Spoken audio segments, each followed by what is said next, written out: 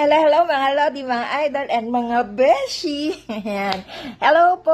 Happy day po ulit sa inyong lahat. Marami pa rin po kasing nag-PPM sa akin. Bakit daw po ang lagu-lago na ng buhok ko?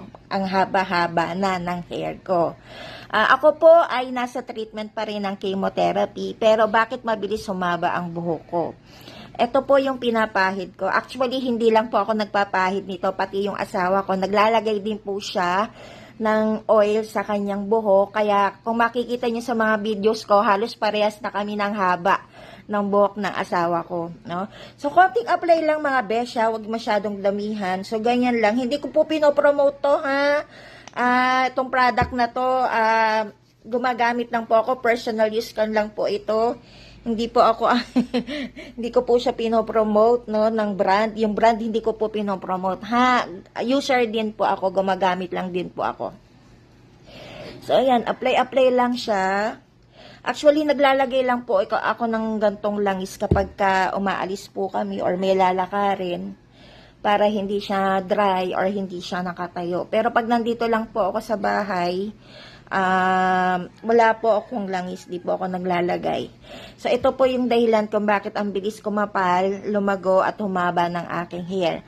No?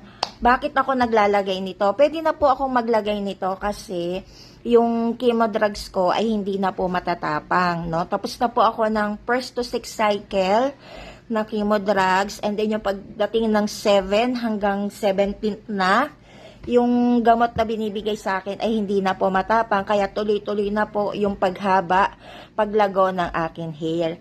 I suggest yung mga nagki-chemotherapy pa po hanggang ngayon ng mga chemo drugs, ay wag po muna kayong maglagay nito kasi habang binibigay pa po sa inyo yung gamot na matatapang sa chemotherapy, hindi po talaga kayo tutubuan ng buhok.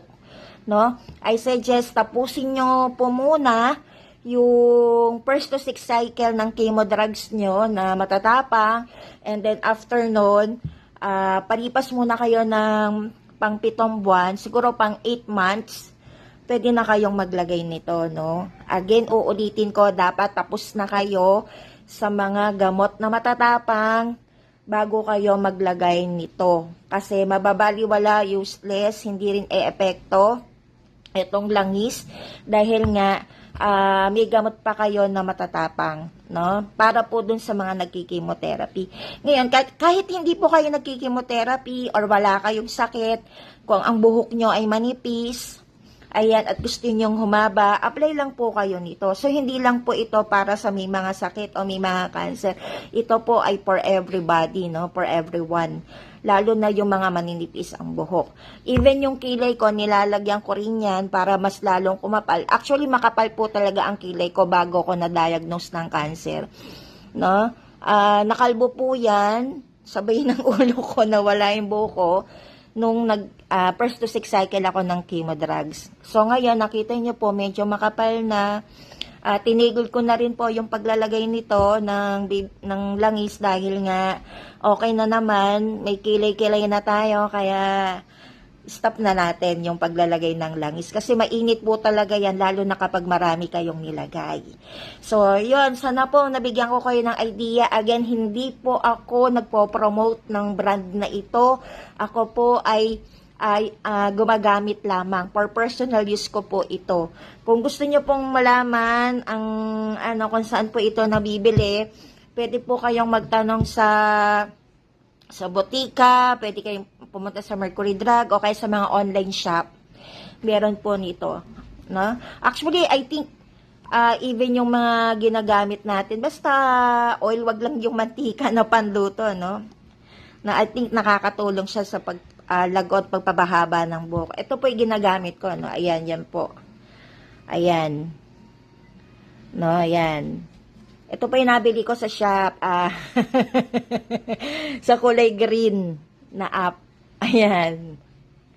Okay, yan. So, ito po yan. Yan, ganyan po siya kalaki. Mura lang po ito. Nasa 100 plus lang yata ito dati. Matagal ko na po itong binili. Nakalimutan ko na magkano. Ayan. So, yun lang po.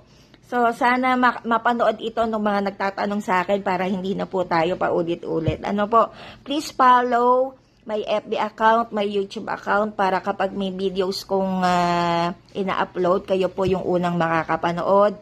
Maganda na rin to para hindi po tayo paulit-ulit. Kasi hindi ko po talaga kayo lahat masasagot. Sa dami yung nag-PPM sa akin at nagtatanong, pasensya na po, hindi ko kayo masasagot. Kaya please follow my FB account, my YouTube account para kayo po yung unang makapanood ng aking mga videos.